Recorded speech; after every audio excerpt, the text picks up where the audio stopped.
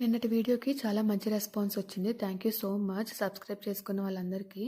ఇంకా చాలామంది మన వీడియోస్ చూస్తున్నారు కానీ సబ్స్క్రైబ్ చేసుకోవట్లేదు. ప్లీజ్ కొంచెం సబ్స్క్రైబ్ చేసుకొని చూడండి.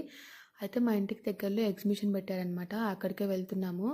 నాకు కార్ జర్నీ అస్సలు పడదు. అందుకనే స్కార్ఫ్ గట్టిగా కట్టుకొని కూర్చున్నాను. కార్ అంటేనే కడుపులో తిప్పిద్ది ఫస్ట్. ఇలా మీలో ఎంతమంది ఉన్నారు కింద కామెంట్ సెక్షన్లో చెప్పండి కార్ జర్నీ పడని వాళ్ళు.